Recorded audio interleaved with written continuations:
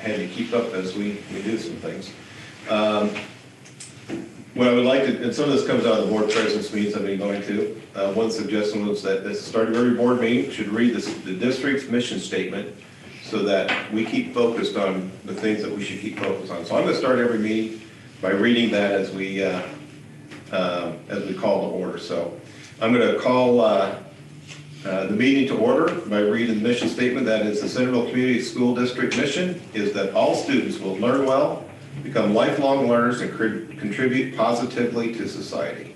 With that, roll call, please. Johnson. Here. Moore. Here. Mike Thomas. Here. Bob Thomas. Here. Shonda. Here. Berger. Here. Liskus. Here.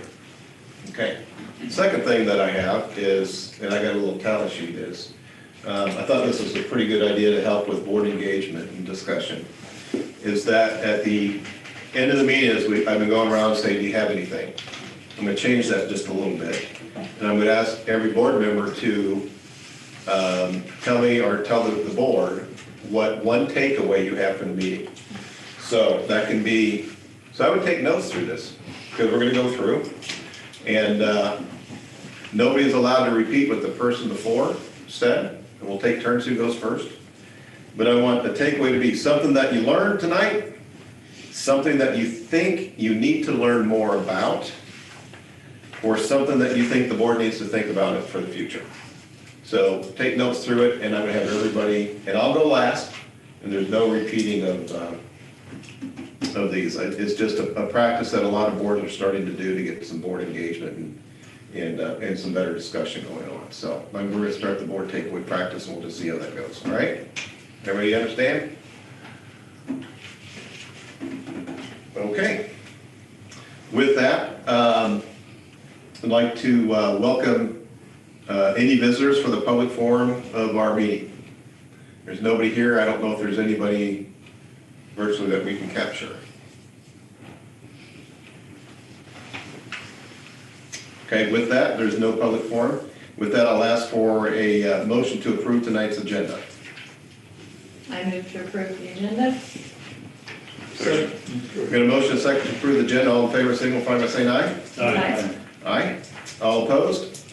The agenda is approved. There is no old business. So with new business, we have an action item to approve the Indian Hills Career Academy Incentive Fund Memorandum of Understanding. And it is in the board packet. Do you have anything to say on it? That's just, that coincides with the things that, one that you've approved before. They need those memorandums of understanding in partnership with local school districts to apply for a grant. I talked to Matt Thompson on the phone here the other day, and it's not a new process. You've done it before, but they need these partnerships. There's no cost to it. It's a new grant. It's a new grant. I think it's a $500,000 grant that they're going for. Yeah. The last time we did it was a $1 million grant. This is a $500,000 grant. And then they want to have the nursing business social work. And it doesn't conflict with any of our current practices or partnerships or relationships with the college. So we're just helping them with additional grant fundraising for the Indian Hills Centerville campus. So any questions on it? Or discussion? Or motions? Motion to approve. Second. We have a motion and a second to approve the Indian Hills Career Academy Incentive Fund Memorandum of Understanding. All in favor signify by saying aye. Aye. All opposed? And the Memorandum of Understanding passes. Okay. The next action item is to approve participation in the Iowa Local Government Risk Pool. So this is in your packet. There is a presentation on it. And the Finance Committee just had a meeting with the lady by the name of Athena Simpson, who is part of that program. Yeah. Do you have anything you want to say, Tom? Or? No, we met with her prior to the meeting today just to get a flavor for what it was all about. So it's the Iowa Local Government Risk Pool Commission Natural Gas Program. I don't know how many districts in the state of Iowa are engaged in this, but quite a number. There's a list in my. Yeah.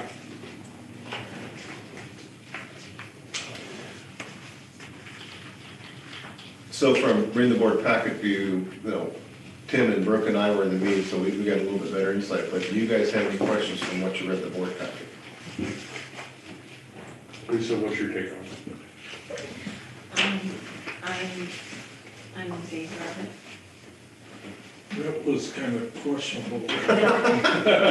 No, I'm highly in favor of it because it helps the general fund. Because you can pay for it out of management fund, that's the Okay, biggest. okay. That's not exactly true. If you go to their website, the state auditor says you can pay for it out of your administrative fund. The Iowa Department of Education says no. It's on their website. On whose website? This company's website. Wood River? Yeah. Okay. And so, and they, honestly, on their website, it says that most school districts will not save any money. And on their website, it also says that, if there's a reduction somehow, you might get some of your money back, but they will keep their premium. Right. She said for the last 2 years, the schools have all gotten money back, but that it wasn't a guarantee that it might not. Yeah. And, I mean, she said that you take it out of management fund, but.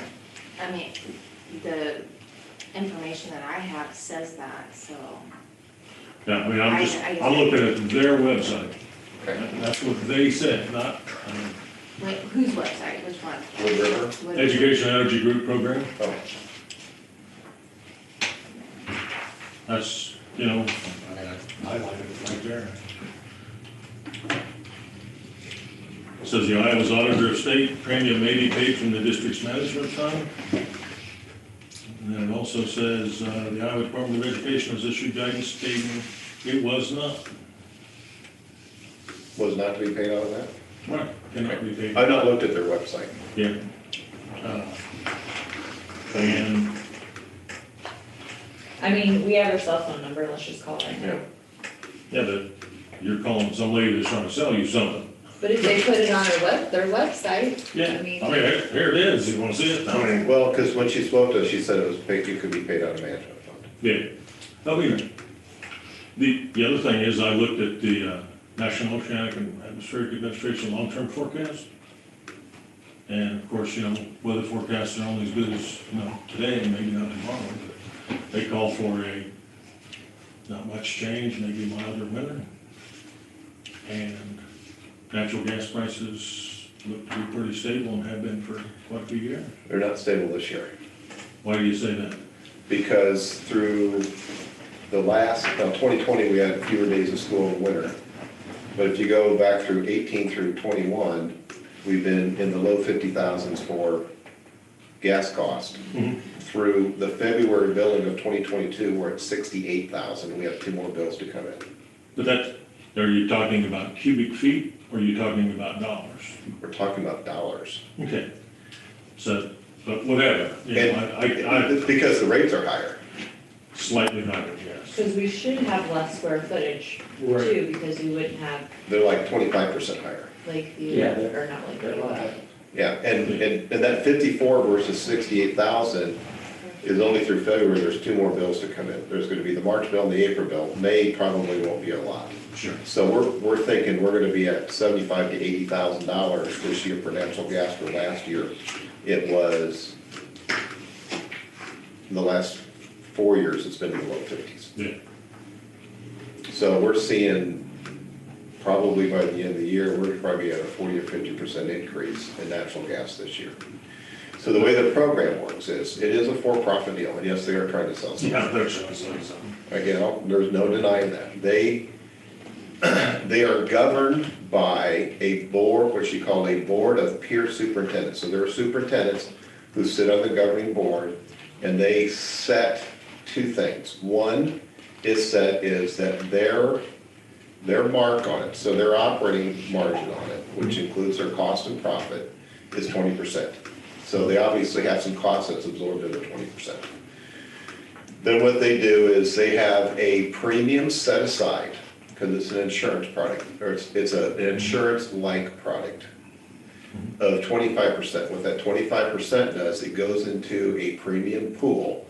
That money is set aside there for the years that if we are fixed budgeted at 102,000, if we're fixed budgeted at 102,000, if the bill goes to 120,000, we don't pay that extra 20,000, or extra 18,000. That's what the risk pool is there for. If it is less than that, we don't necessarily get the money back that's less. But what the board of peer superintendents can do is issue a rebate back to the districts, and they've done that each of the last 2 years. So that's kind of a little more detail on how their program works. She also said that Wood River Energy, which is a Colorado-based company, buys the natural gas, and Alliant Energy still does the distribution and the servicing. So if there's a gas leak problem, Alliant still gets called to come out. So it's not the local service. Who brought this to the board, the superintendent or you, or? This is not I don't know where this came from. This comes from me. It comes from ISPAS, Larry Siegel. And on their website, it doesn't say anything about not being able to pay it from the management company. So I don't know. Education Energy Program. Downloaded it today. And usually the state auditor doesn't conflict with the Department of Ed, so I would have to do research on that, so. Yeah, I'm not, whatever, what kind of, Well, you're saying Larry Siegel recommended that we should look at this? Mhm. Okay, gotcha. Have we spoken with any of the other districts? Is anyone, I guess, that uses it? I saw Wayne and Davis County on there, yeah. They got the usual. Their claim is that they have they've been doing it, I think, 6 years. Does that sound right? I don't think so. Well, Something like she's 6. been working there 7, I think. Yeah, she can work with. Yeah, and I thought some of the other notes are, it's like, in the 6 years they've been doing this, they've got 100% retention rate. Every district, every year can opt to stay in or to get out, and no district's ever left. That's in our packet. Yeah. Yeah. Whatever. It's an insurance program, It is. you know, There's a premium. Yep. there's a premium, and you pay insurance for something you hope doesn't happen. But, I'm not, you know, in my research, I'm not too wound up about it. I'm in fact skeptical of it. What was it gonna be, the contract amount? $102,871 or something like that. $781 maybe. Was that, I don't remember seeing it in the packet. It was in there. Not yet either.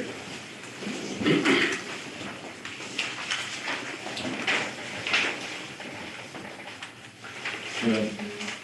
What, we pay 68,000 That's So so far. far. so far, yeah.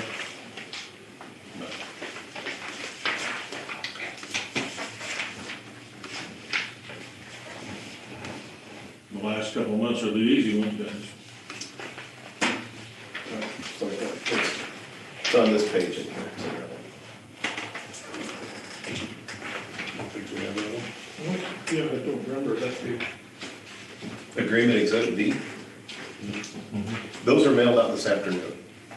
Emailed out. They were not in the board packet. You are correct. Those were emailed out this They're afternoon. not on the table? Did I not put Oh, on? what's it back on the back here? Yeah. There it is.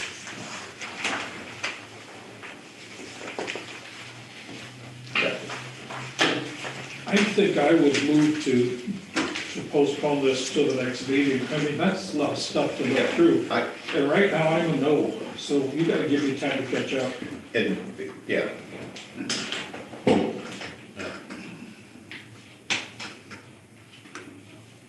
So is that a motion? Yeah, I'm gonna make a You need a motion. motion to table it? Yeah, you need a motion to table, yeah. Okay. Table it until the next regular meeting. Second. You have a motion and a second to table this till the next meeting. All in favor signify by saying aye. Aye. Aye. Aye. All opposed? Thanks, Bob, because actually I wanted to table it. I wanted another 2 weeks instead of 2. So I think we're all thinking, I think it's a good idea. I just want to spend a little time.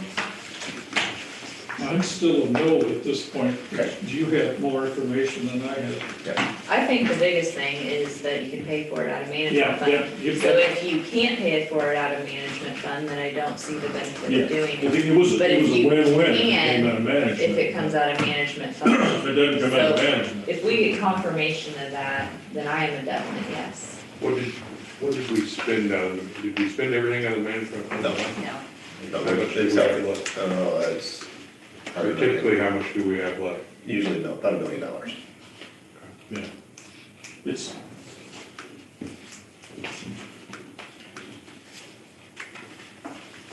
So everybody do your homework, do your research, and we'll pick this up in 2 weeks. okay.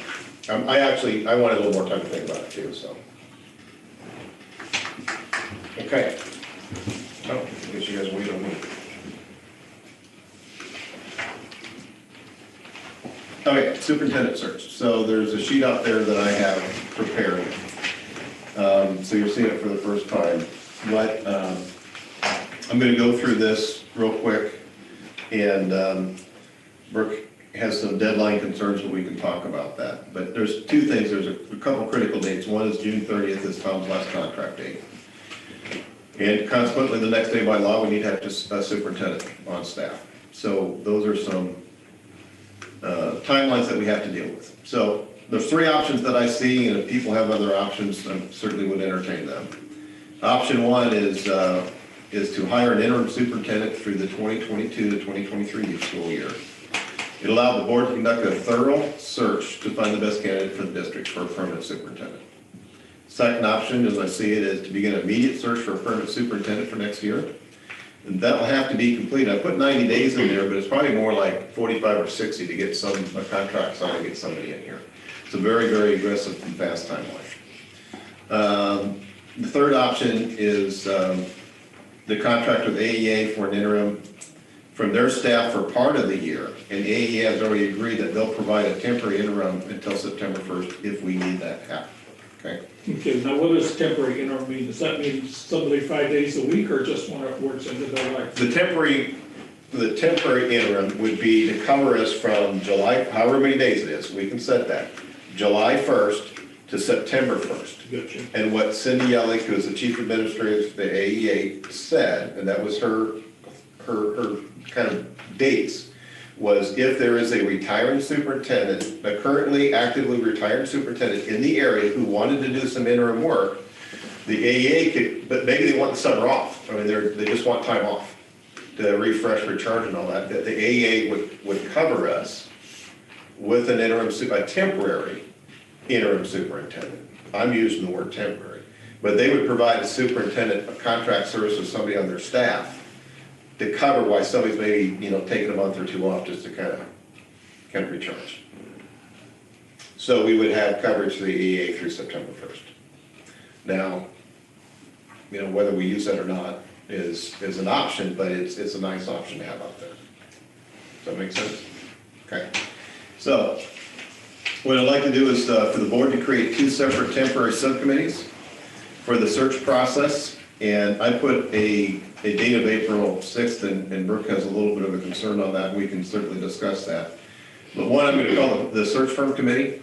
Basically, the committee would solicit proposals from search firms. We actually already have 4 because I have been getting calls from search firms, and they say, we're here to help, and I've already said, yes, give us a proposal. And so I've gotten several in and given those to Brooke.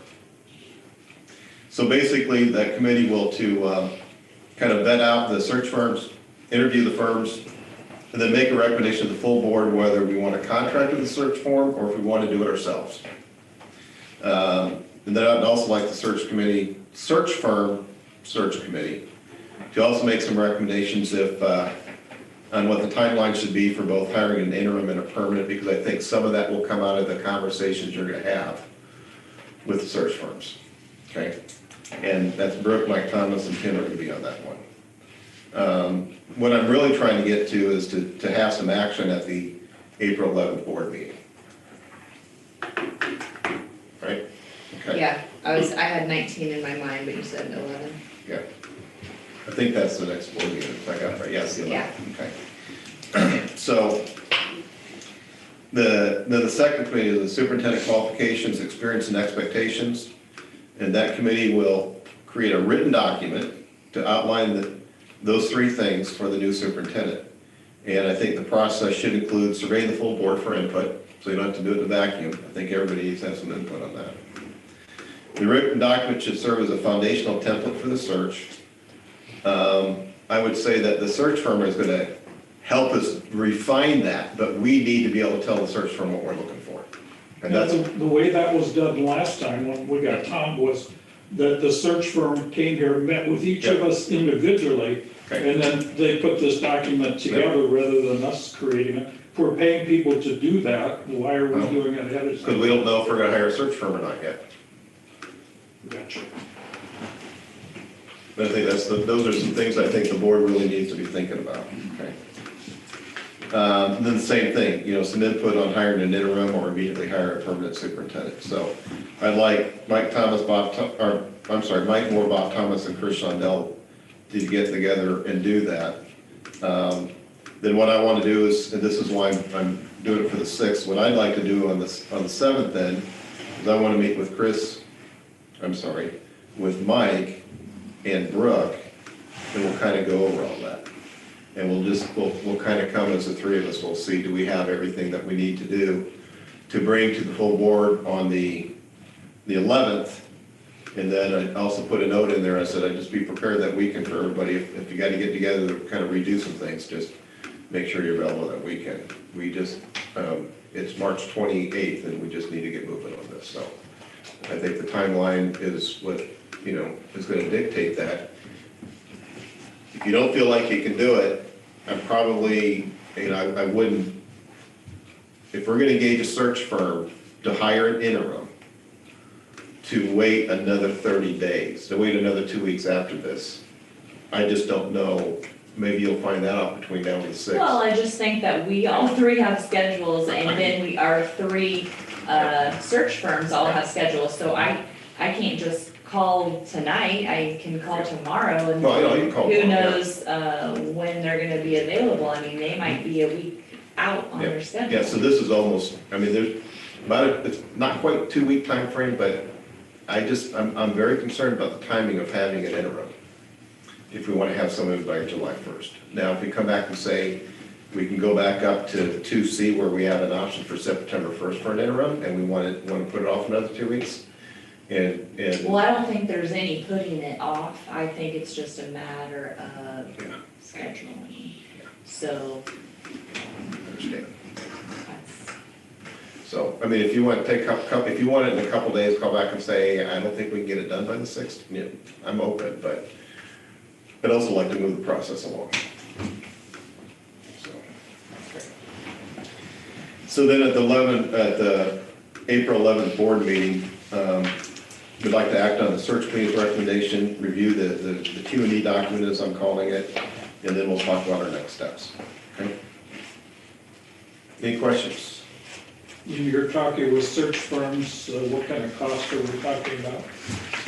They've given me proposals, and I'll tell you, I've not had time to read them. They've been emailing to me, but honestly, I've not read them. I've not had sufficient time to do that. So like when we hired Lisa, that was a $9,000 cost, and that's 2019, Yep. I think. I remember just on the phone, asking the approximate cost with one of them, they says, we're probably the $15,000 range, so. I can tell you that 15 years ago, I was using search firms that were costing the $30,000 to $40,000 range for corporate management positions. So to me, $15,000 is a very reasonable rate based on the work that's done. So, any other questions on this?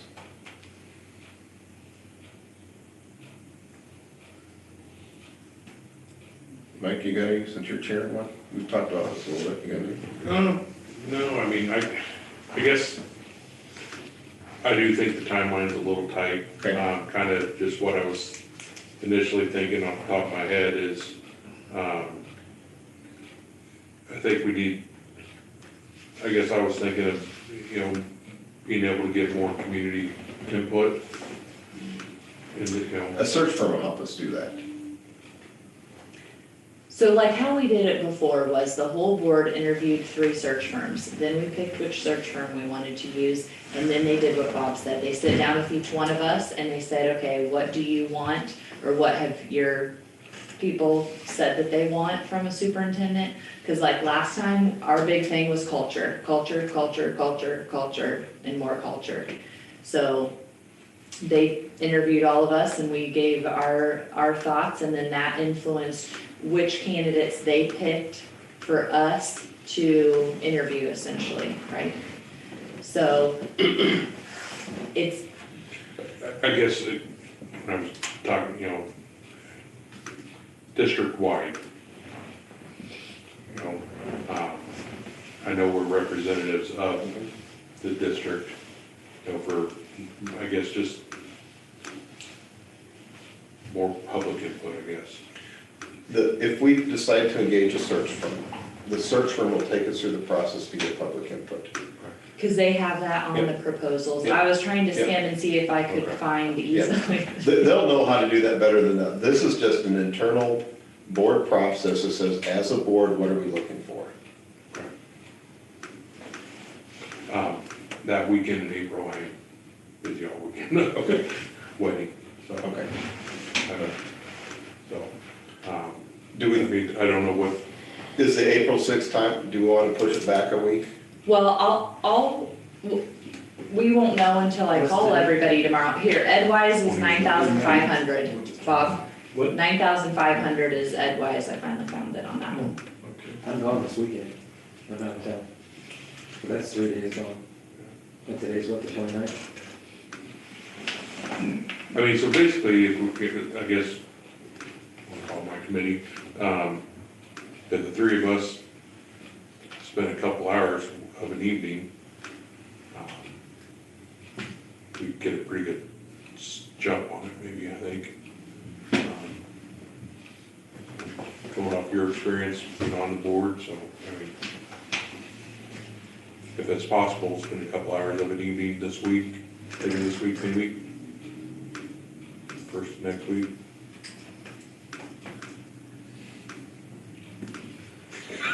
I was gonna leave town later this week for 2 or 3 days.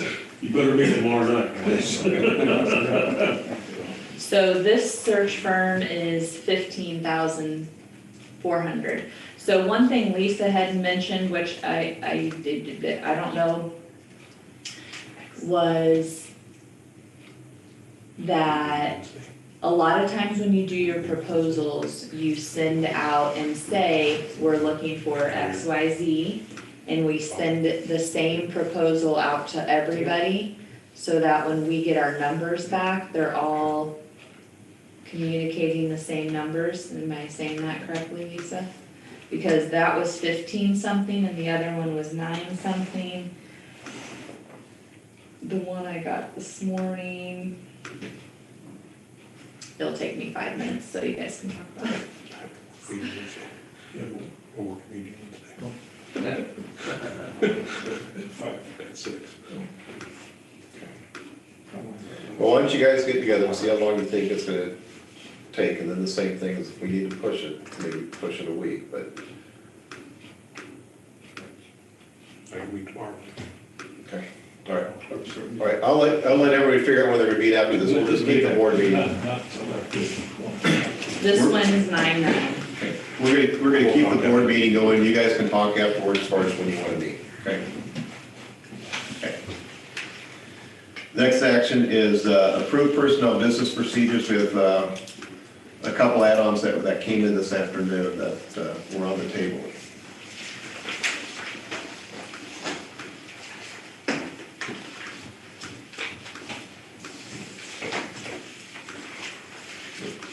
I'd like to take, I guess, take along as a separate deal. Okay. Just because the rest of them, I think we need to, I guess with that one, the other 2 assistants have already resigned. So I think that one needs to be Well, pending how, suitable how we've done replacement. it, yeah, how we've done it in the past is like, when a coach quits or resigns, they know that they can only resign if there's somebody to replace them, otherwise they have to do the following year. I think we need to say it. Yeah, Yeah. well, I'm not saying we don't, I'm just was saying it to you in case you didn't know that. No, Okay. I didn't want to lump it all and just approve it, but I just wanted to, You moving to Specify divide the, I would move to, take Nick Balomas for a separate item, I guess. second,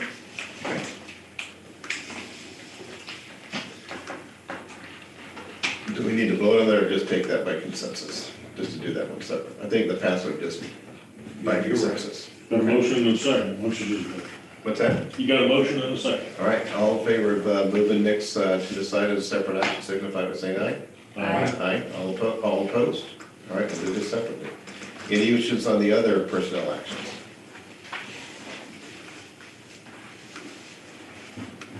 I move to approve the other employment contract. second, A motion and a second to approve all personnel actions other than Nick Malone. I'm sorry, who's the second? I didn't. Oh, sorry. We have a motion and a second to approve all personnel actions except for Nick Palomo. All in favor signify by saying aye. Aye. All opposed? Okay, now let's take up Nick Palomo. What's, Kevin, yes, can I abstain from Nick, please? okay. My cousin. Thanks. Oh, okay. Make a motion to accept the resignation pending a suitable replacement of Scott. Second. Before we do anything, Go ahead. we haven't went into, so we're wanting to find a replacement, or have a suitable replacement before you resign. The athletic director will. So like if we can't find somebody to coach basketball, Nick's stuck doing it for one more year. A qualified coach, yeah. Okay, so, And then Rich, you wanna, do we need to say that, or what have we done in the past? Just what you said. If I can't find a suitable replacement under our contract rules, they are required to do it another year. Do you have anybody in mind? We'll have 3 very good applicants. Okay.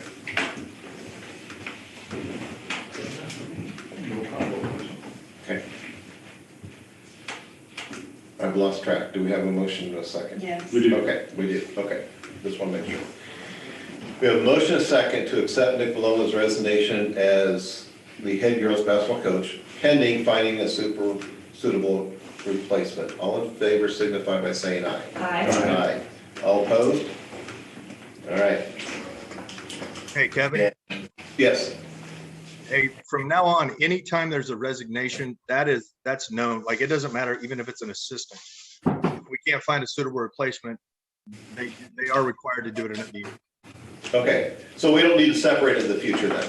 No, you don't. Okay, thank you, sir. Thank you. Okay.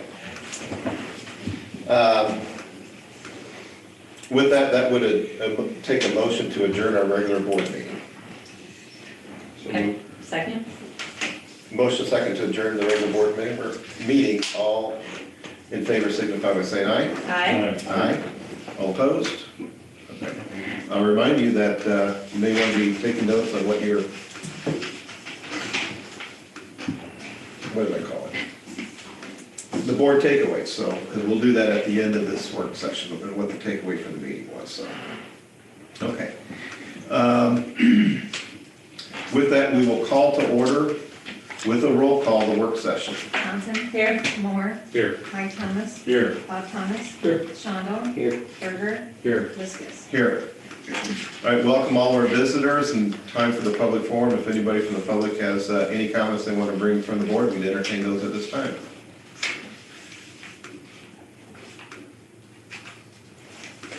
Hearing none, I entertain a motion to approve the agenda. so move. Second. Motion approved and a second to approve the agenda. All in favor signify by saying aye. Aye. Aye. All opposed? The motion is approved. Work session. It's a presentation from FRK.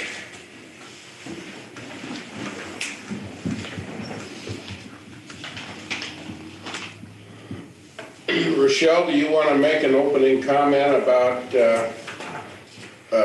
this particular topic? Kevin was one that kind of prodded us in several. I guess I can make some. Yeah, you do that. So I learned that there's some school districts in the state that are contracting through what's called a public-private partnership in order to have solar energy built on their school property.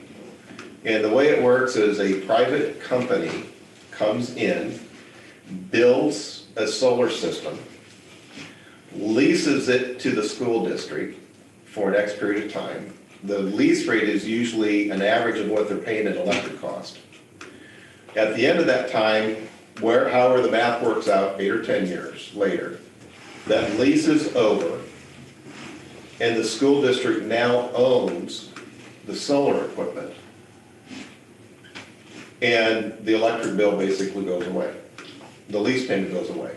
So the way a school district is funding a solar program is by having a private company. So you don't have to go out and bond for the money. You don't have to go out and borrow the money to do that. The private company does that for the public entity. That's the private-public partnership piece. So they'll go out and they'll use their capital to do it, lease it back, and then the district owns it. I know that Iowa Falls School District has done this, and they are in their 8th or 9th year, and they're in their last year of payment, and now they're going to own their entire solar array, and their electric bills basically go away. Lifespan of a solar system is about 20 years. So you get the first 10 years paid for, the last 10 years you are basically eliminating your electric bill. So that's something that I brought to Tom when I heard about it, and then when I went to the school board superintendent, or the school board convention in November, there's a company up there, and I think they were out of Haywarden or Mapleton, someplace in northwest Iowa, and they do this. So I asked Tom to look into it, and that's really what Rochelle's going to talk to us about. Is there a way to get an alternative energy, a solar program, basically, that is paid for and no additional cost to the school district? Eventually, we'll see a pretty significant reduction in electric bills. Questions? All right, Rochelle. Thanks, Kevin.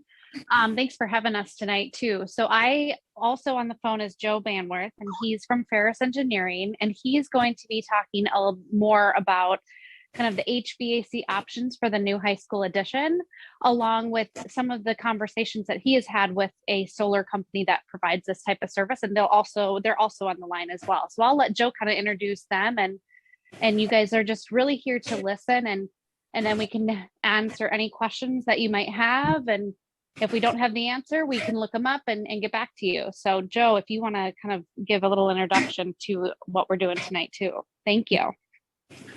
Well, thank you guys. I appreciate your time tonight. This is Joe Banworth at Ferris Engineering. I'm working with FRK on your high school edition. Mechanical engineer, or mechanical engineer, plumbing, mechanical electrical plumbing consulting firm. So I will get into the system a little bit here shortly, but I think I'm going to maybe let Andy Zellers. He's with Affluent Energy company. And that's a company that we have some contacts. One of our guys in KC has a contact with them. So we reached out to them to kind of learn more about this procedure. And we got a little meeting with him to discuss how it could apply to it. And I will let him kind of fill you guys in on how they approach it. And it sounded very similar to Kevin, as you talked about with it, the other firm or a school district. So Andy, you want to start with the solar, and then once you're done, I will take on the HVAC.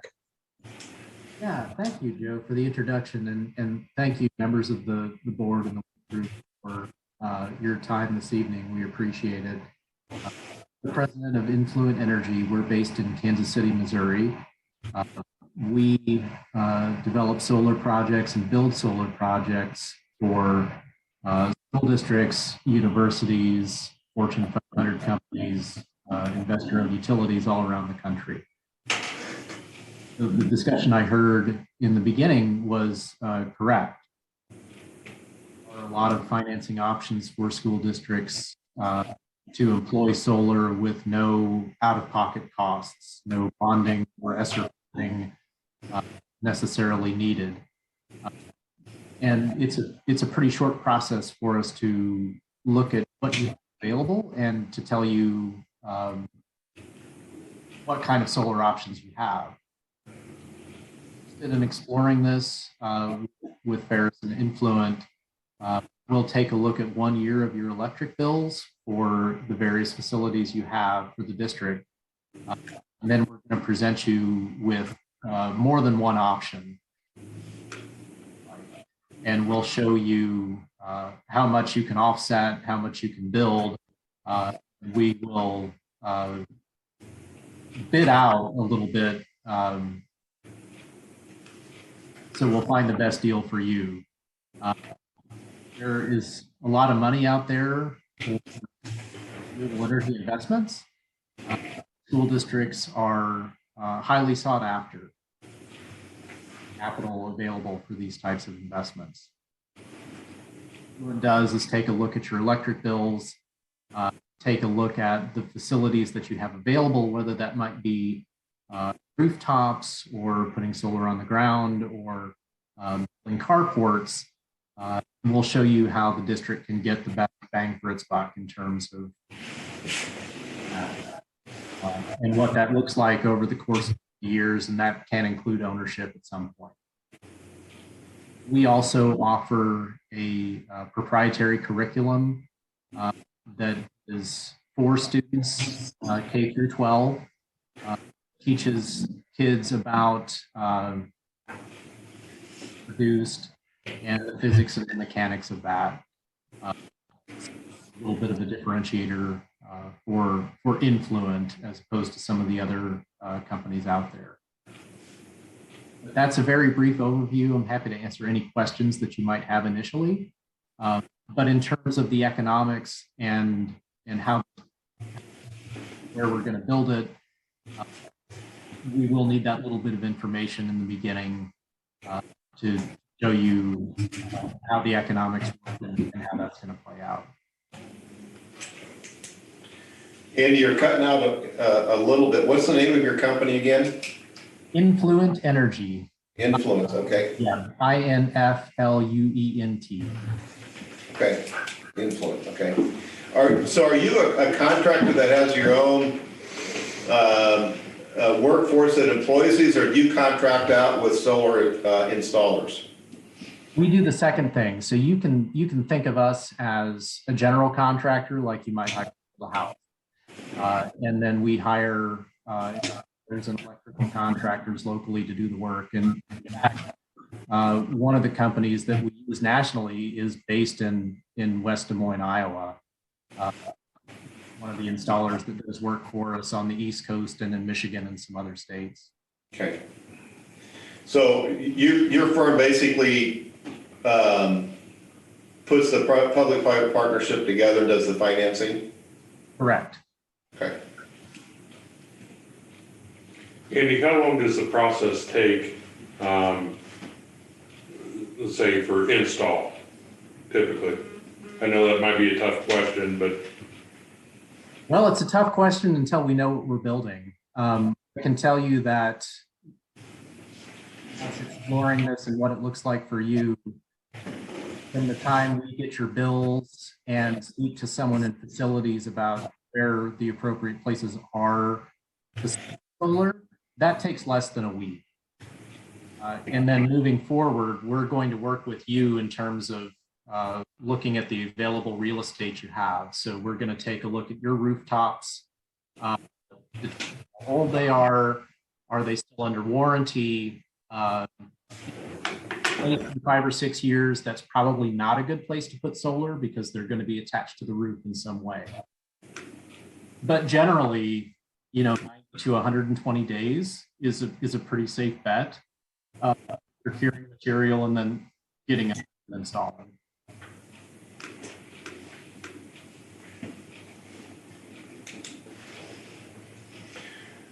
What's the average length of payback do you see? Are you in the 8 to 10 year time frame versus the 20 year time frame? It's really going to depend on your bills. And I always hesitate to keep on this. The other districts you mentioned, I'm not sure if they are client customers or not. But your power provider and the tariff you're under and what you're paying is really going to determine that payback period. Okay. That's not an unreasonable assumption that that's how long it could take. Okay. A lot less, it could be a little more depending on what those bills say. Well, if it's 7, 8, 9, 10, that's a lot easier than being 18, 19, 20, so. I understand that.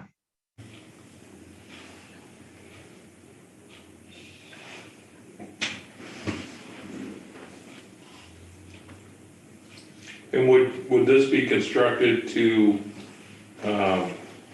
manage an entire building, an entire facility, or does it just help offset what's currently in place?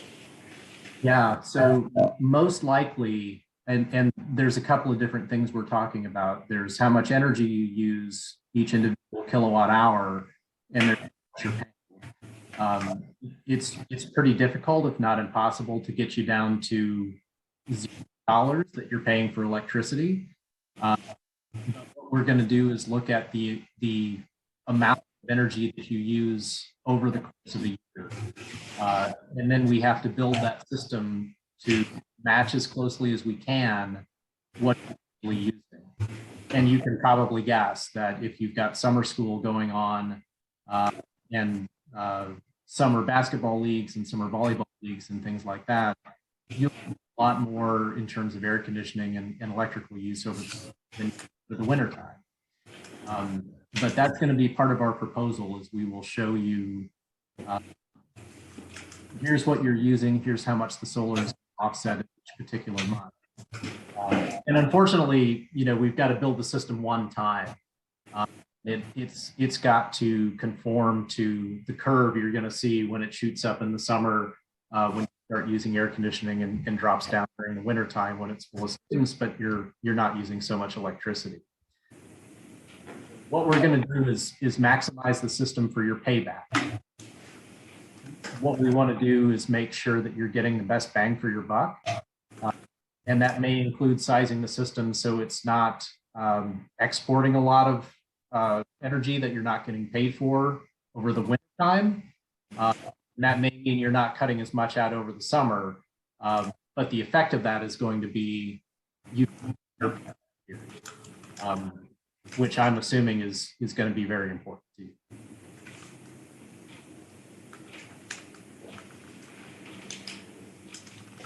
What kind of, I know that for some homeowners, there's still some federal rebates out there. Are there rebates out there to offset the cost to a school district? There are rebates. The most important one is a 20% federal tax credit. Now, the school district doesn't pay taxes. And this is part of the reason that you go with a public-private partnership. Private company that's going to own the system for you and maintain it and provide the power can use the tax credits. They're going to monetize that so that you can get the benefit. You were going down a different route and you said, hey, we've got bond money, we've got money that we need to deploy, so we just want to buy the system. You can use any of the tax credits. So that's part of the benefit of going through the public-private partnership. So if we create more electricity, we do not get paid for giving that back to the electrical company? You will get paid an amount that will not make it worth it for you. When we look at your bills and create a proposal, we're going to show you the costs and how much you're going to pay that private company that owns the panels. So once the system is built, and this public-private partnership is entered into, you're going to be paying electric bills. You're going to pay one to the current electric provider. You're going to pay another one to the company that owns the solar panels. Now, the total of those two bills is going to be less than what you're paying now, right? if you build the system too big, if you make too much, you're going to be selling the power back to your utility at a rate that will not make you money.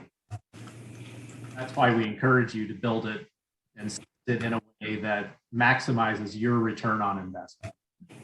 It's not that you don't get paid for it, it's that you get paid at a rate that will not make it worth it for you to build the next generation. It's not worth the extra cost of oversizing the system. Correct.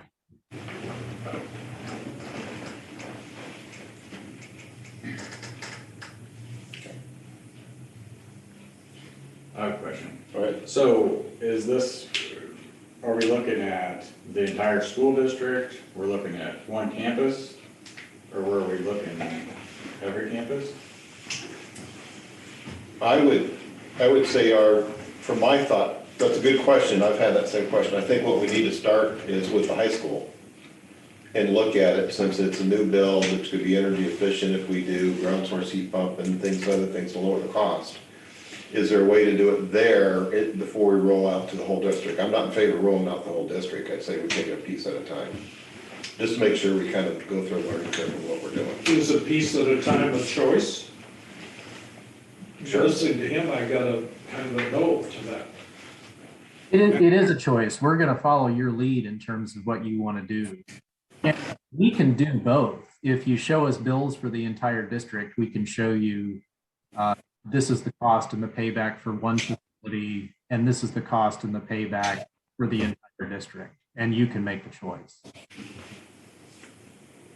Because each building has its own meter that they'll analyze that meter.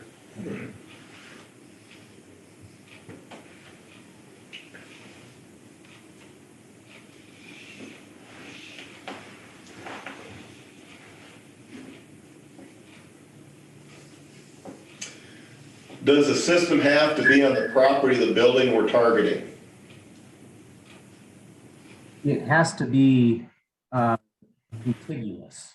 So if what you're asking is if we have some land, a few miles away from the district, can we fill up the solar and offset the solar at the district? Iowa, unfortunately, is no.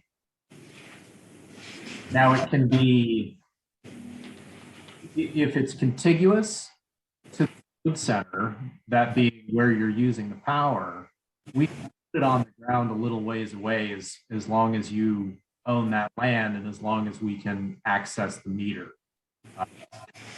Wire some trenching and some running of those systems underground. So the solar array has to tie into the meter to feed the building. That's right. The meter That's feeds what I storm. thought. Yep, that's what I thought. Yep. That's what I thought it would be, so. So there's no advantage of oversizing a piece of property down by Lakeview to help the other buildings. It has to be by each building, so I figured that was the case, yeah. Well, if you're all on the same bill, possible that we could do that. But that's one of the things that we're going to look at when we look at your utility bills. We've seen a variety of different things. Sometimes districts have full solitary account number. It's a little easier to offset things. And sometimes we see each facility has a different account number and a different meter. That's one of the things when we look at your bills, we can tell you, hey, you can aggregate things or you cannot. That's something I can't answer tonight. We take a look at that data. So as far as the system itself, and this may be for Rochelle or you, Andy, to house that system, how much square footage approximately would be needed? Would we, as far as the high school, need to add more square footage to the building plan, Rochelle? The amount of generation you're going to need is 100% dependent on your usage. We'll be able to tell you exactly how many square feet you'll need when we see your data. And that can be a rooftop or on the ground or a combination. Is there anything internal though, inside the building?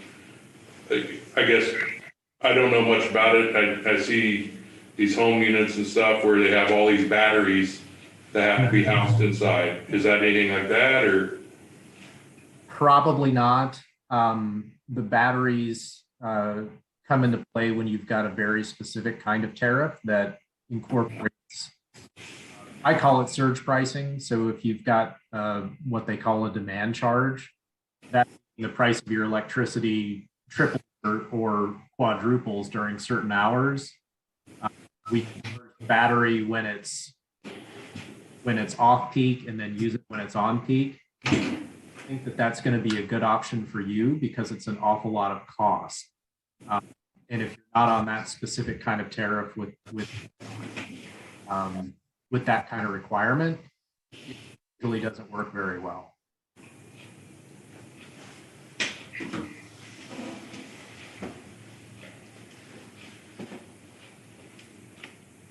Do you tend to put more units on the ground or on roofs?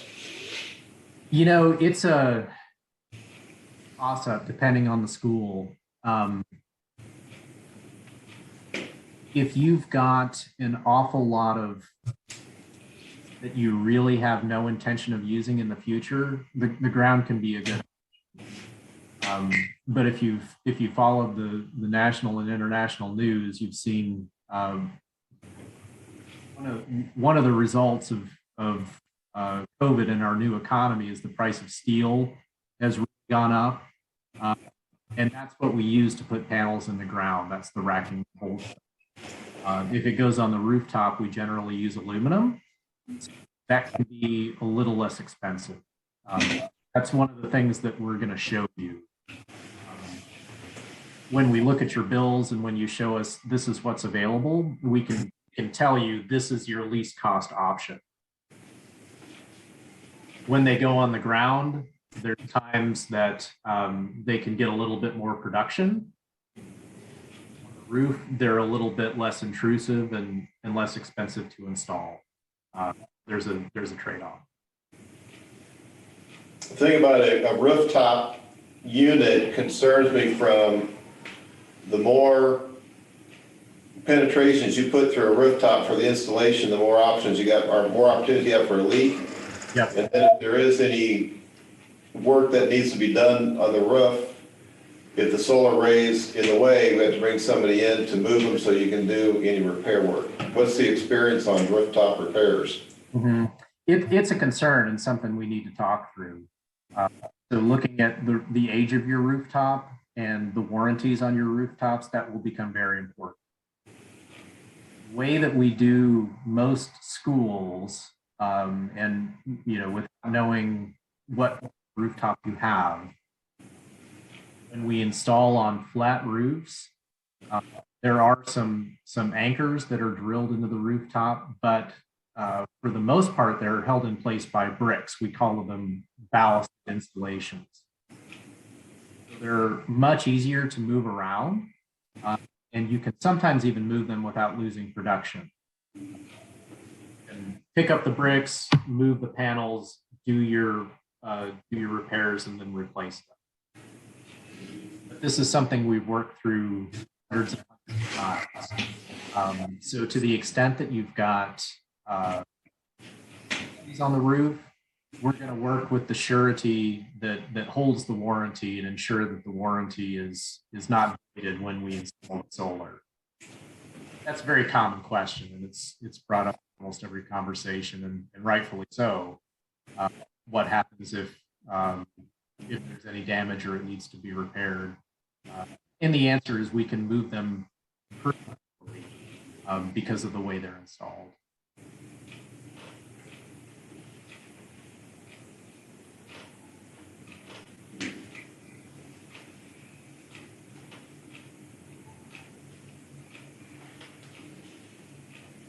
Any other questions from the board?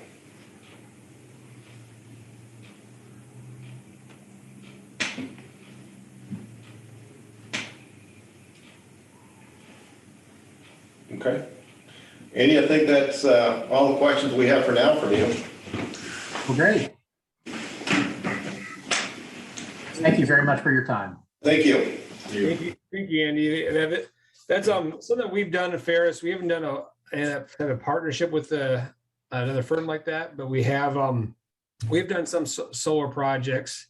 And I would have to talk to our electrical engineer. They have more insight on that than I do, but we feel free to, if you guys have questions that come up, or send them our way, and we'll work with Andy and get those over to you guys. I do think it's definitely a good technology to look into with these renewables. And then with going into that, we want to talk about the HVAC system on the the addition to the high school. I just want to pause here a minute. Can you guys hear me okay? Yes. Okay, thank you. Okay, so your existing high school, as maybe most of you know, you have a few different systems over there. The main system being a hot water boiler and then an air-cooled chiller. With those units, you have distribution pumps and you have air handlers throughout the building, indoor air handlers in mechanical rooms. And then boxes that serve the classrooms. Conditioned air is provided to those VAV boxes, and the air is reheated by Joe, can I interrupt you? Yeah. Can you turn your camera on so we can read your mouth? Okay. Yeah, we're losing you now. Are you? Well, you cut in and out, and it's just if I can read your mouth, I can follow better. Well, I'm gonna start that. Can I share my screen as well? Yeah. Yeah, we had you, then all of a sudden you're cutting in and out. Okay, well, let's see here. And I'm gonna share. I got something to share here. I can pull up. It might help. All right. Can you see my screen now? Yes. All right. So this is going to help you guys a little bit too. I put this together today. So one of the systems, the main system you guys have with most of your high school right now is a heat and hot water, chill water system. Can he make that bigger? It's right behind you. Oh, There we It's go. right behind you. okay. All right. So one of the systems we're considering for the new school would be a similar system like you have. That consists of mainly you have air handlers, you have gas-fired high efficiency boilers, you got heat and hot water pumps, you got air-cooled chiller or chillers, and then you have distribution pumps, and you got VAV boxes. Okay, so with that, there's I'm not going to read through all this, but there's some pros and cons to them, right? There's, the pros of these are, it's very similar to what you have right now. So the staff should be very, very comfortable with what's going on out there. Ventilation air obviously is a big deal right now, and always, it should be, but the air is treated through the air handler. So either louvers in the wall is bringing outside air in to bring in code sufficient air for the occupants. Noise, they're fairly quiet. Obviously, the biggest noise is probably being made from your chiller outside, but that's kind of concentrated down to your mechanical rooms. And most of your equipment is at a mechanical room, so it's a little bit easier to service. And it has a lower first cost compared to some of the other systems we're looking at. Approximately about $1,000 a ton is what we'd look at for an air-cooled chiller. So, we have 150-ton chiller here, $150,000 to buy the chiller, right? So we'll get into that a little bit here and a little bit more when we start looking at the geothermal side of it. Obviously, a few cons for it. You have some equipment outside, on grade or on the roof. There are more energy usage than a geothermal heat pump system, and then you typically don't have as much redundancy in systems. You can, but you pay a pretty good premium. So you only have maybe one chiller out there. The chiller goes down, you're out of cooling for that time being. With that, I'm just going to run through these, and most of you guys are probably familiar with this, but you have your indoor air handlers. We'd have a few of those inside, piped up for hot water and chill water cooling. We'd have some boilers, some high efficiency boilers. So they're a lot smaller than what you have right now. You guys have some big boilers there now.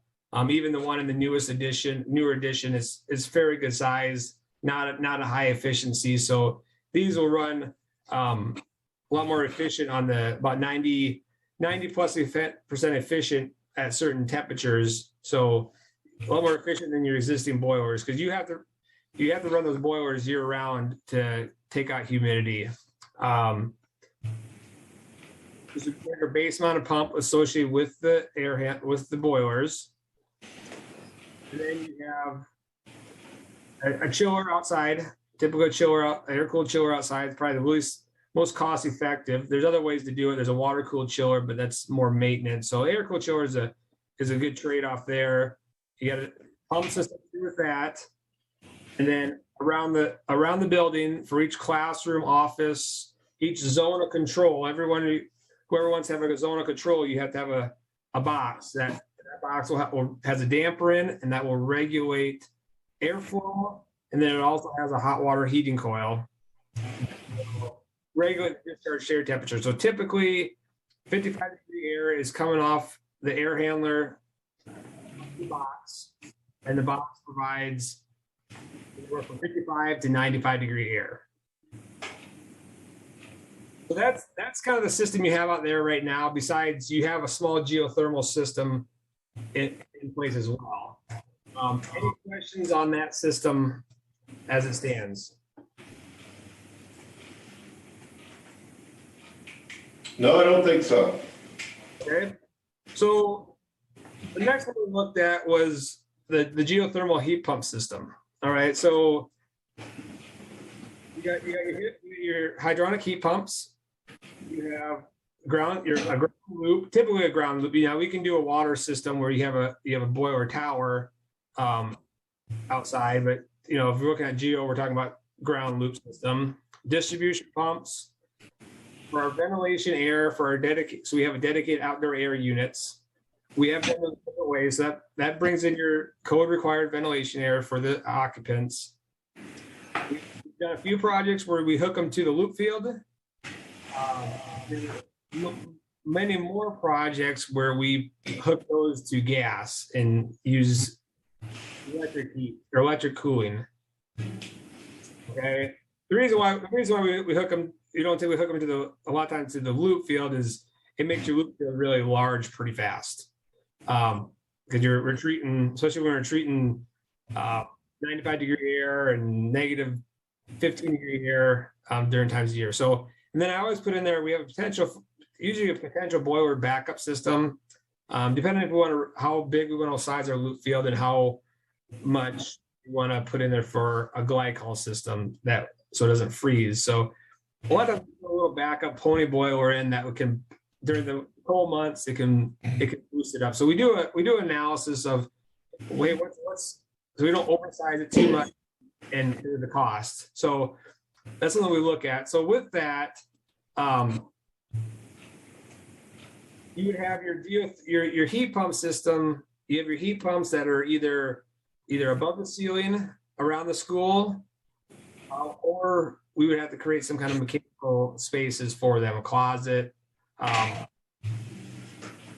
Getting and selling them together in a mechanical room and duct them in little ways. You typically don't duct them a long ways like we would a typical air handler. You can do that as far as placing throughout the space. The thing is, with these, you got smaller ductwork that runs there. You have to run a separate set of ductwork for your ventilation air. So your units you might have a unit on the roof or two that brings ventilation air over. Geothermal loop field. Now there's a lot of different ways to do a geothermal loop field too.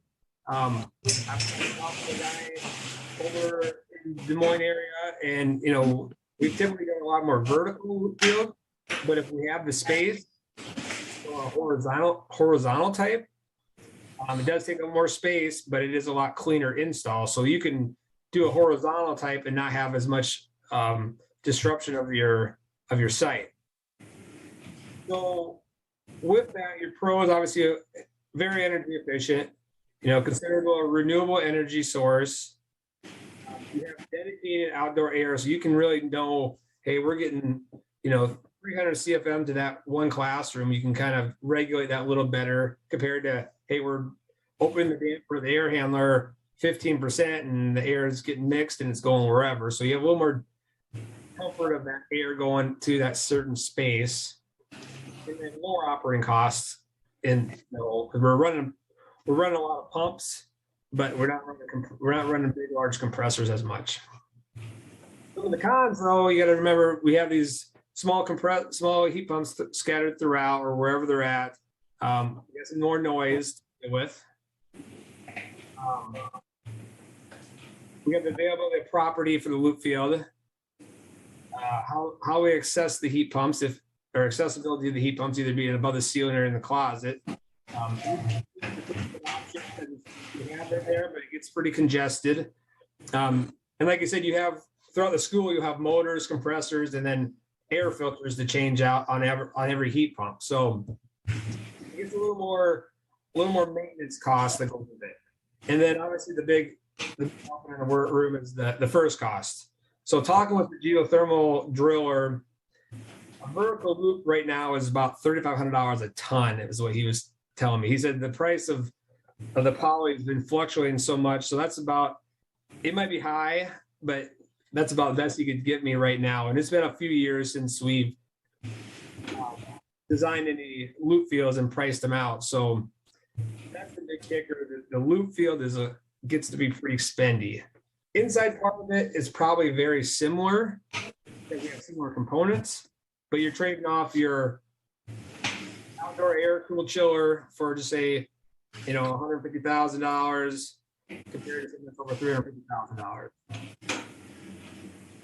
So with that, here's a picture of a heat pump on the ceiling. Piping gathered around, or we've seen before some mechanical spaces. They're sitting spaces and they're a little more easier to work on, but takes more property up, more square footage to do that. Loop field types, the typical ones that I've been used to designing vertical types, typically 200 to 300 feet deep. And then I have done one job where it has a horizontal type, and those typically go, they can go a long distance. You go 500+ feet, and then you stack them. So usually you go one at 15 feet below the surface, 30, and one at 45. So like I said, a cleaner install, and then you have some distribution pumps. Obviously you're pumping all the time. And then on the roof, or you can make these inside, but I chose the roof mounted ones. You have dedicated outdoor air units. So these are all shown with, compressors and gas heat. So these take it and bring in your raw outside air and down to 100 degrees in the spring and summer and winter to room neutral for your occupants. And then you have a backup boilers.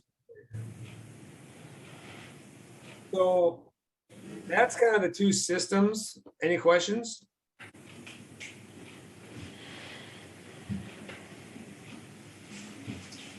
Which one do you install more of? Recently, we've been doing a lot more of the VAV air handler systems, mainly because I think a lot of the rebates and a lot of the stuff has been not out there for the geothermal side of it. Now, you were going, I know, Tom, you were involved in this right now with Wilden Group about analyzing two different systems, and these are two systems that we're looking at.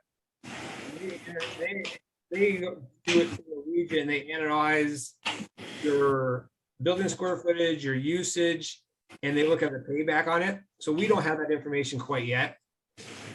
They're setting a model, and they can tell us, this is what you expect to see a payback.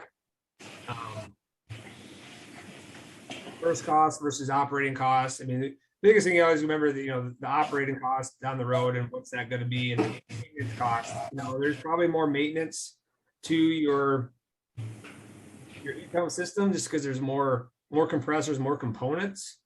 But they are smaller, maybe more accessible by some local contractors compared to a larger boiler or chiller. Now, there is another system that kind of marries both of them together, but you're really stuck on, hey, we really want a geothermal and we really want air handlers and VAV boxes. There's a combination system that we can do, but that it does increase the cost more.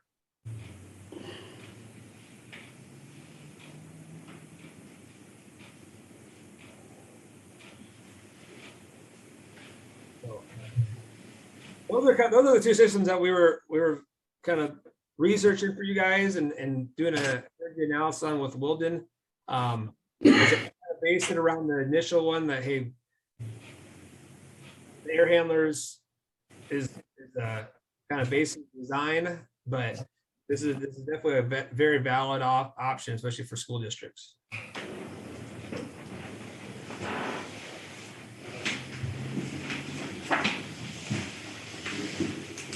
Now, do you guys have, I know you have a small system at the high school. Do you have geothermal anywhere else on your campuses?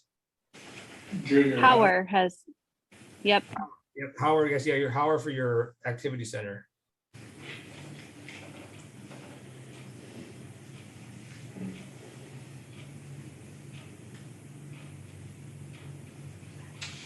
Is the board leaning in one way or another just out of curiosity? I know we're still in the process of reviewing some of these options with the Wilden Group, and we will provide that analysis once we get it, but didn't know if the board was really interested in one versus another, or if it's kind of just figuring out what works best.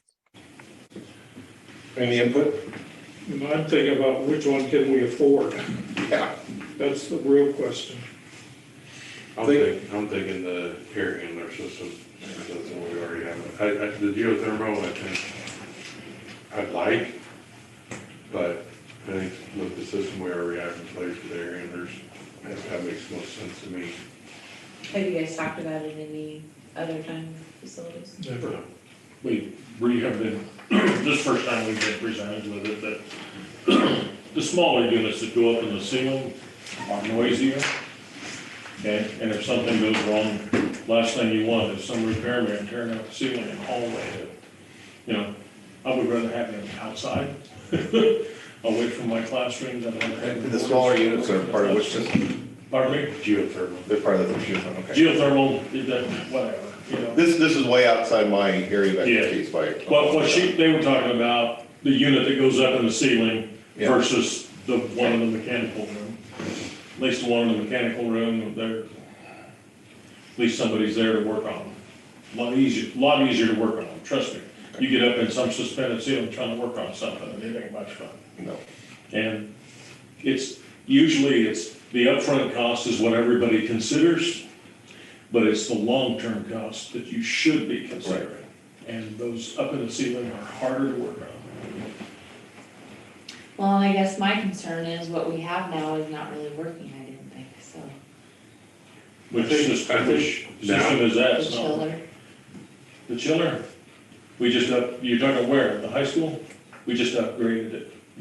Yeah, I don't know. So this is Joe again. So we were part of that chiller upgrades, and there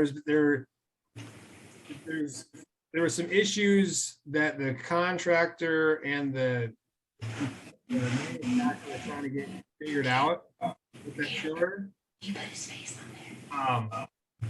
So they're looking for a startup to come here back when it gets a little warmer again. They're going to restart that system up because they were for some reason they were losing compressors off that system.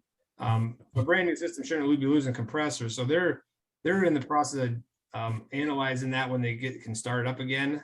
So we have that is a concern because of that system. It's a piece of equipment manufactured. Who knows why we were doing that? So we're staying on top of that. That's the first of I didn't know about that. Yeah, I didn't know either.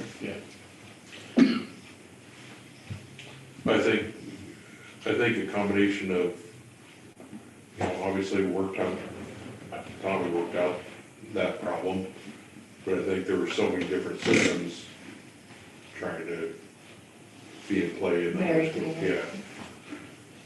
Well, when it wasn't commissioned properly 23 years ago, that was the number one issue right there.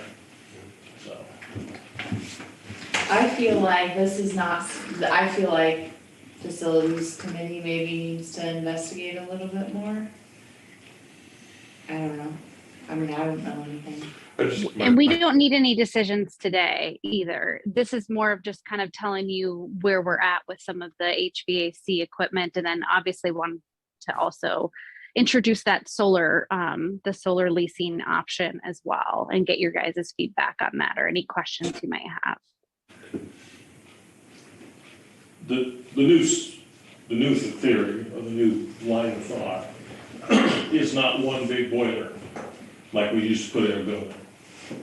You daisy chain some together, and So if one goes down, the whole system's not. this whole system's not down, and they are like 96% efficient. I mean, that's almost, it's not geothermal. Geothermal is, plus 100%, if everything's working properly. But geothermal is, it's a compressor, and typically that has a 20-year life, okay? And maybe not that. Your air conditioning at your home has about a 20-year life, but it only runs about 4 or 5 months out of the year. A heat pump runs 12 months out of the year, so that makes it about a 7-year life cycle. So, lots of things to consider. To kind of touch a little bit on the solar project, I'm very familiar with solar. I'm a certified solar installer, and putting them on the roof has its advantages. One is it's out of the way, especially if you don't have the land. 2, it's not as susceptible to vandalism like they are on the ground. But I've never seen an installer that was a roofer. They'll get them installed, but they're not a roofer. Okay? The other thing to consider on solar is that someone has to clean it. It will lose 30% or more of its efficiency if that solar panel is dirty. So there is labor associated with it. The second thing is, he was talking about, 8 to 9 year payback. That's true. Solar panels are good for about 25 years now. The controls are good for about 12. So when they talk about an 8 to 9 year payback, you're going to get paid back, and then within a couple of years, you're going to be looking at all new controls. The other thing you have to consider is that on that size of project, you'll be looking at a $500,000 to $1 million project. Okay? The insurance company does not miss that. Okay? You just added up to $1 million to the building, and you're going to pay to insure that because of wind damage, hail damage, those sorts of things. So those are costs that sometimes people don't consider. Good point. So I'm very interested in solar for the school. I mean, that just seems like a no-brainer to me, but It's got to work. The other thing is, when it first came out, you could sort of build up credits. Yeah, that's all. Alliant Energy took that away. Yeah. People were building up credits all winter long and ready for the air conditioning season. Alliant got the law changed so that now they can cancel your credits on March 1st. So they reset your meter to basically your meter to 0. So, and he's right. You'd never design a solar system to pay your bill 100%. Okay? Because they're going to buy it back at pennies, and you're going to buy it, in dollars. Yeah.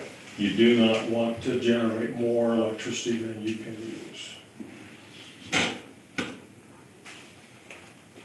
Yeah, I think the whole battery storage thing is just way too much cost to get into. Mm-hmm. I think so. Well, I think Mike was more wanting to know, is there anything inside? Yeah. And batteries was an Right. example of what you Yeah. you were Right, yeah, familiar with, and- yeah. And not having that, if that was something that had to be done, not having that necessarily on the plans that we currently have, so. Gonna go over to East Penn and get 10,000 car batteries. Yeah, no batteries. Each locker is a battery. Yeah. Okay. Rochelle, how soon do we have to come up with a decision for that? For the solar panels, No, for, I guess, the, HVAC. HVAC. what we'll do is we'll finish our exercise with the Weldon group, and we'll get a report, and we can share that to the facilities committee, and we can select a bundle that in that way, if that makes sense. Yes. And I guess my other question would be, is there really any advantage to deciding on solar, like, let's say at the high school, for example, before we do construction versus, 5 years, well, maybe not 5 years from now, but 2 years from now after the high school's done, and then we decide to do solar, like, what's the benefit or drawback on that timeline? Yeah, I can talk from an architectural and structural perspective. So for the roof, for example, we could put it on the new roof, and we can make sure that our building can adequately support that. And as far as architectural, we can also make sure that the roof areas that we're providing would be appropriate for that as well. Joe, you might be able to speak a little bit on the other side of that, on the MEP side. Yeah, well, it would help us, for some of the mechanical space. We probably would need a little bit of this mechanical space inside for maybe some electrical panels and that kind of stuff. So we can regulate that easier if we could incorporate it during the design, and we'll kind of work side by side with the solar company. And as far as what we need, space we need, anything we need inside there, and controls wise and all that kind of stuff. So obviously on a new building, it's great to do it up front. On existing building, Andy can talk to that. Obviously, you could do it on there, but the part of their job would be to analyze the structural on it and see if the existing building can withstand the added panels, which most likely they should be able to, but obviously if they couldn't, it probably then becomes cost. It really comes down to seeing how much we can get off that building, the current square footage we have. The thing is, it's kind of solar ready. In other words, the electrical equipment would be ready to accept solar. That would be important. Solar ready, yeah, there we go. Okay. The other thing to consider is that the solar panels it's growing by leaps and bounds in the technology. The efficiency is just going through the roof, figuratively. And, to think we would need to do it this year, if you waited a couple of years, you might be a lot better by, I guess you'd say. And if we wanted to, so I don't know when you jump in. Right. Well, I guess It's always gonna get better. Yeah, it's always gonna get better, but. I was more thinking about the timeline, just because I feel like with the new superintendent and then we have these bills, I don't know. Adding something else to the mix is more what I was thinking. Yeah, it all comes down to what you can afford.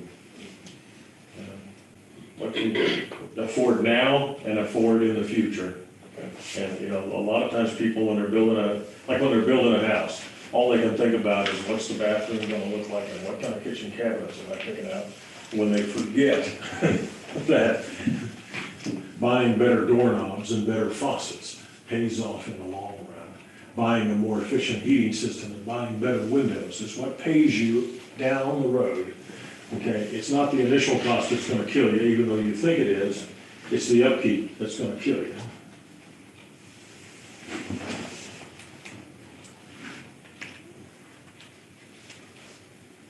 Okay.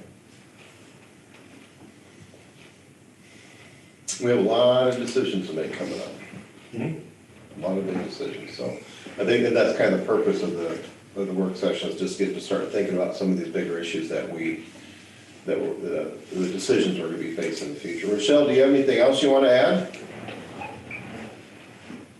Just if you guys decide that you want to move forward with some things with on the solar side, to just let us know how we can help facilitate with that.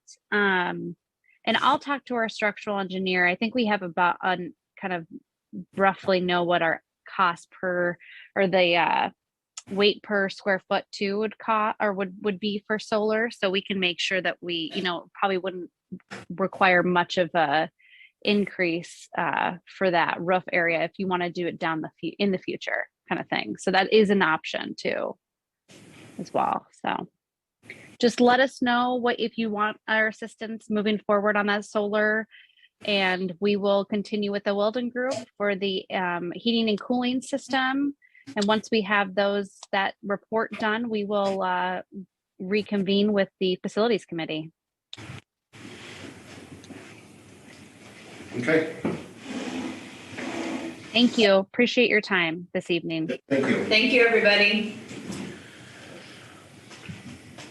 I think for me, moving forward, looking at these big things, urgent projects, I want people here in person with presentations.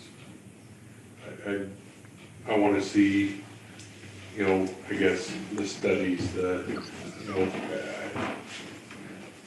think I need to know a lot more, and I don't even know what I need to know.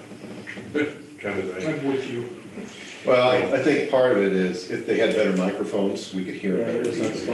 Well, but I think, as far as the collaboration of Rochelle with the building and how much space things are gonna take and how it would look, and I think that's important for me, I guess, and as far as, after, if we decide to move forward with the electrical for the solar, what's that proposal look like and how does it fit into the whole big scheme of things? Because for me, that's what I need to see, and a lot more documentation, a lot more to the presentation. That's just me. Well, I just think that like on things like this, it's hard to know because they don't know what we're gonna say, or we haven't even picked. Well, no, and I think as big as items as these are, I want to have as much knowledge and detail about it before I say, yeah, that's a good choice. I mean, right now I'm saying, I don't know. Here it is. I guess I don't know how to say this real delicately, but I'll be honest with you, we're all limited by what we know. But there are people in our community who know this stuff very well. And so why don't we invite them to come in and listen to the presentation and let our local people help us make a decision rather than somebody who's maybe, just trying to sell us something. What's an example? An example of heating and cooling.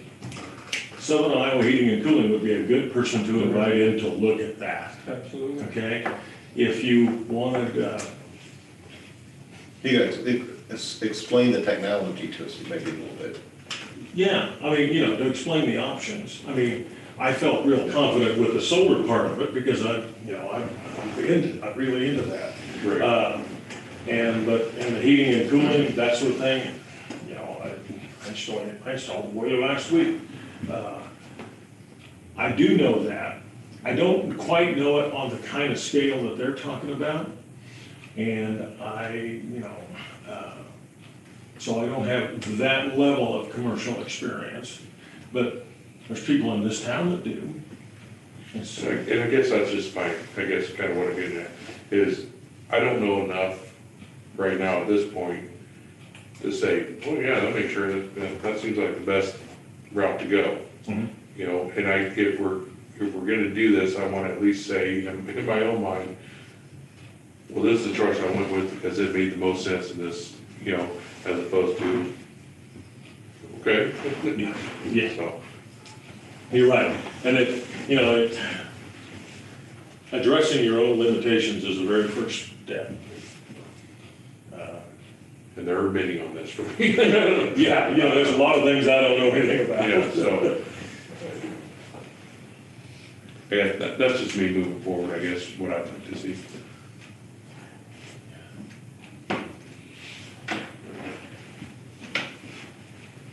Just kind of a minor thing, but we look back at the mistakes we made at these other projects, and that mechanical room at Lakeview. It's a disaster. Yeah, exactly right. Merlin gave me a tour of that once, like, he thought I would know what I was looking at, but if you ever have to do any repairs in there, I just don't think, so we gotta make sure there's an adequate mechanical room that people can get in there and repair and get to that stuff. That, for me, that is a personal failure on my part.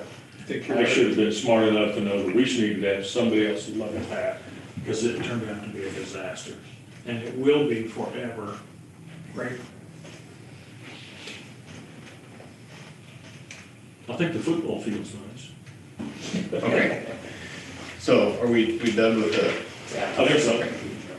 Just trying to keep it, I guess, time for administrative reports.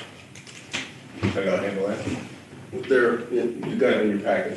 Okay. But they can, anybody wants to, you submitted all your administrative reports. You have any comments about any of the content of that? Anybody? Hey, Tom, I feel bad. I didn't get mine submitted. I had to sub that last week, a couple days. So I didn't get anything turned in, but the only thing I would say is, I know, Bob, you were a part of that. We had a magic show where the Concert Association provided the magician, and we were supposed to bus our students up to the Simon Estes Auditorium. And I called him and just said, is there any way you would come to us? Busing 600 students is a lot of work. And he came down and he was amazing, and our kids loved it. So kudos to Chris and Concert Association for making that happen. And it was very, very positive. And then last week we took our student council kids to Rotary, and that was a real positive experience. Recognized our fourth grader who had donated some money to the student council event. And then we recognized Henry Ortman. This is about the 20th year that Henry has been providing for Student of the Month students at all 3 grade levels in the school district. So that would have been my highlights. Sorry.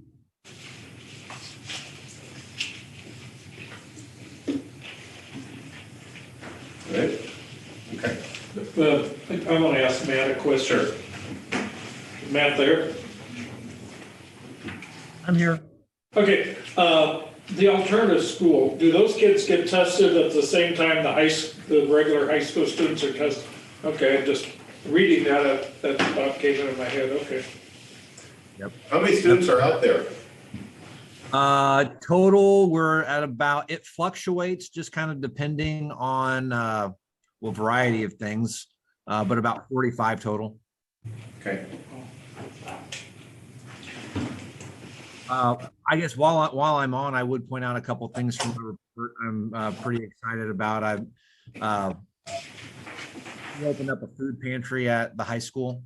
Last Friday was our second day of distribution of food. We're really fortunate to get connected with the Food Bank of Iowa, and we are the number 1 county in the state for insecurity for children. So we're excited to watch this program grow. I would thank Becca, JC Smith, and Tracy Valentine for their work, and all the work of many of our students. Okay. You said we're number 1 county for what? Food insecurity for school age kids. What I would like to see at some point is all of our, I guess you'd call it sports. I've never seen a report as to how many students are involved and what they're doing and that sort of thing. And I don't know whether we could ever, I would like to see that. We did do a report on that, Mike, but it hasn't. Miss it? Well, I don't know. It's been a while. It hasn't been within the year, but we did one, but we can certainly do that again. Sure, I remember one, it's been a while ago, but I do remember doing it. Yeah, and it's just, Rich did an overview of the number of kids in each sport and so on. So we can simulate that without, I'll say without a lot of work, because Rich has to do it. 71 kids in trap shooting.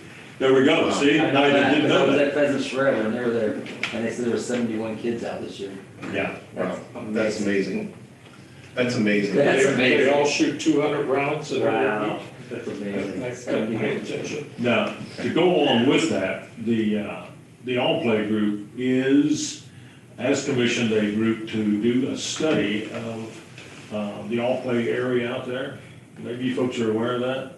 But they, how to improve and include, and trap shooting, as I understand, could be a part of that All Play area. Really?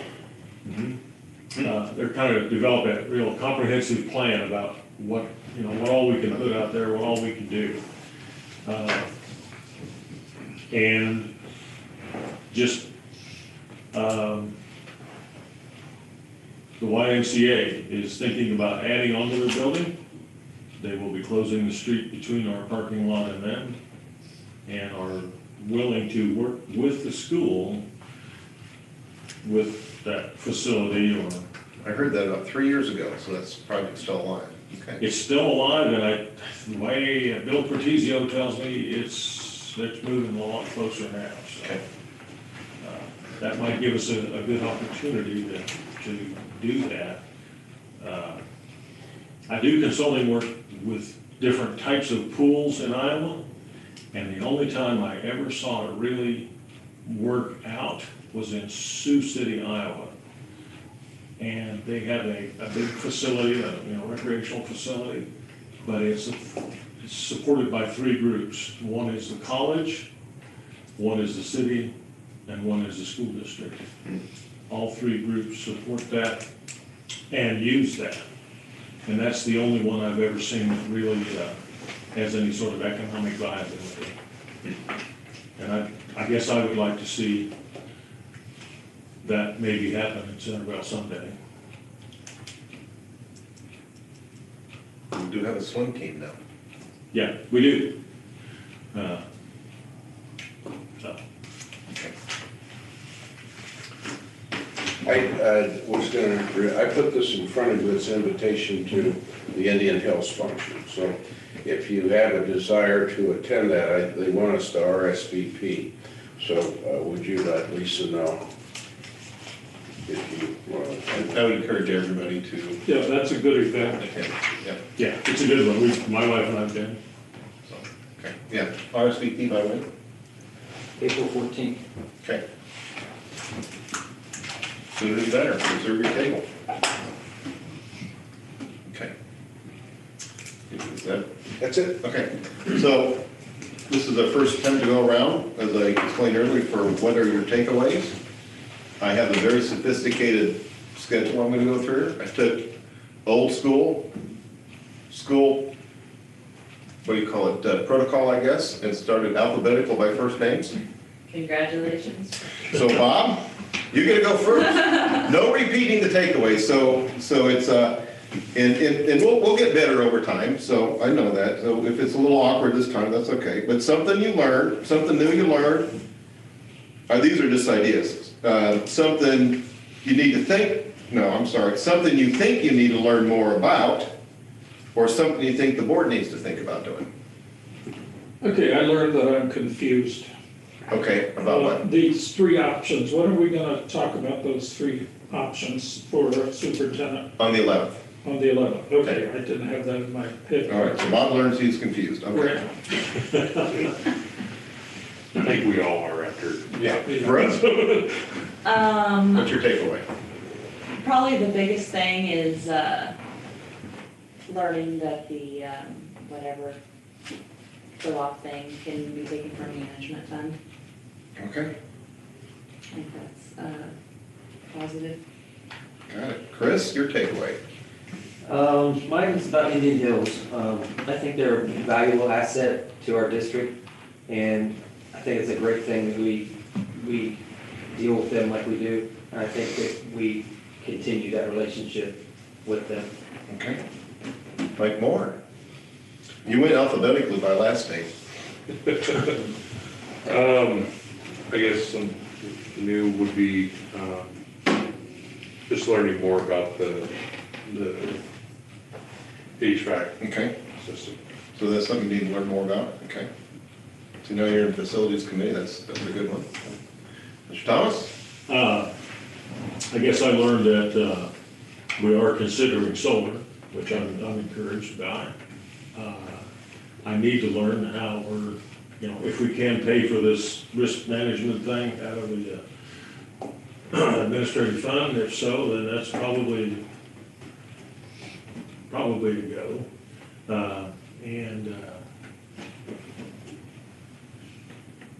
Yeah, I guess that's about it. Okay. Tim?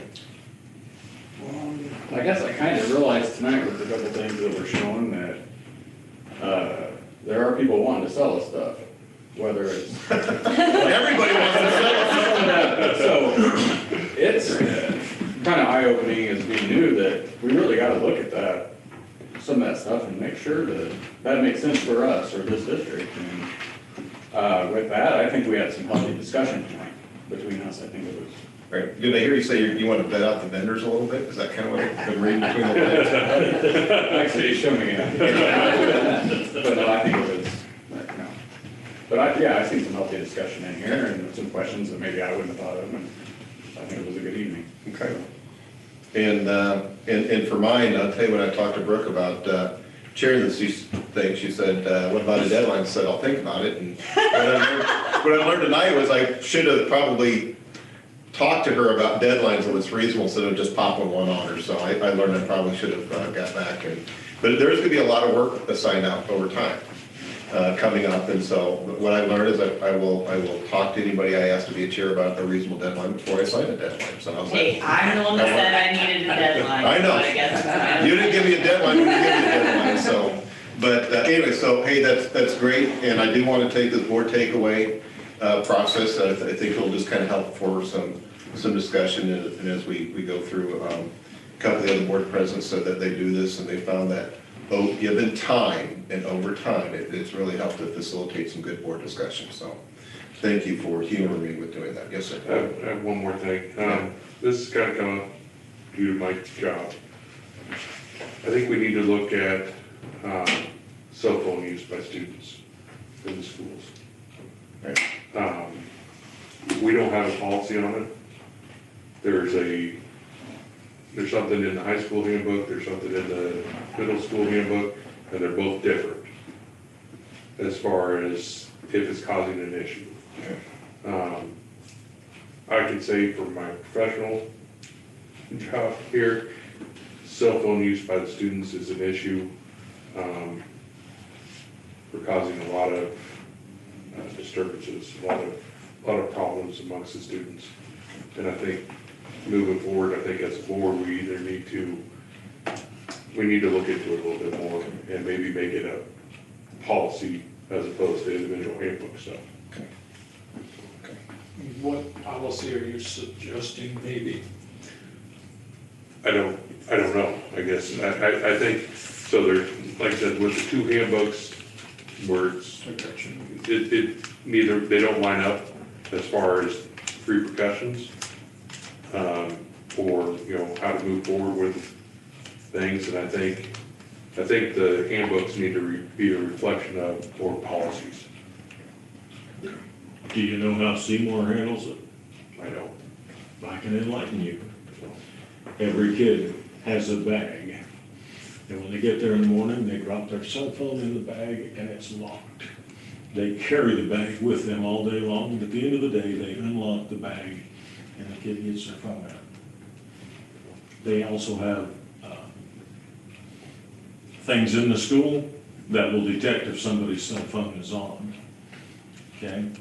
And I asked my 14-year-old granddaughter, I said, well, how does that work out? She said, a whole lot less drama.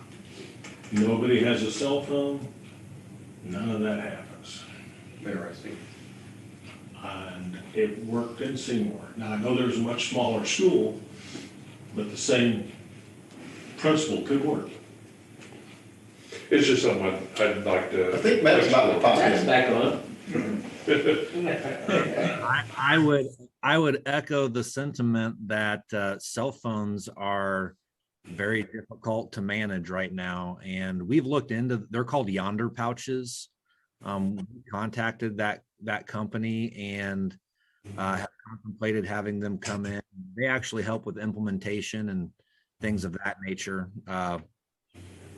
I'm not sure how that would look at the high school, but I would echo, like I said, I'd echo the sentiment. Cell phones are very difficult to manage and can be a source of quite a few issues, at the very least of which is not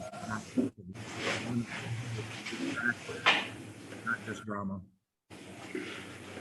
What'd you say before, not just drama? You cut out right before not just drama at the You need very to invest in a end. better microphone at home, Brooke. You know what? All of you are cutting out too. I don't know if it's something with our system in the boardroom. It's Zoom's having outage issues today. But what I said, it's a whole host of things from student conflict to disruption in learning. It's a challenge. Okay. Well, yeah, I think we need to consider some options. Doing nothing is not working. Okay. Well, as something I was gonna talk with Tom about, as soon as we've got to start looking at board policies updating, so as we start that process, I know it'll take a while, then that would be at the time to address it when we update board policies, so. Okay, well, thank you for doing the takeaway process. And again, we'll start the board meetings with the mission statement, because that should keep us focused on what we're doing. We're here about kids, so that should be our primary focus. So with that, I would say thank you to Cameron for getting all this set up, and for everybody who is participating remotely, thank you for your participation. And zooming in or watching the live stream of the meeting, thank you for being part of the school board, and thanks to Tom and Lisa and all the staff for all that you guys continue to do for our students. And with that, I would entertain a motion to adjourn. I move to adjourn. We have a motion and a second to adjourn. All in favor, signify by saying aye. Aye. Aye. Thank you very much. Have a good evening.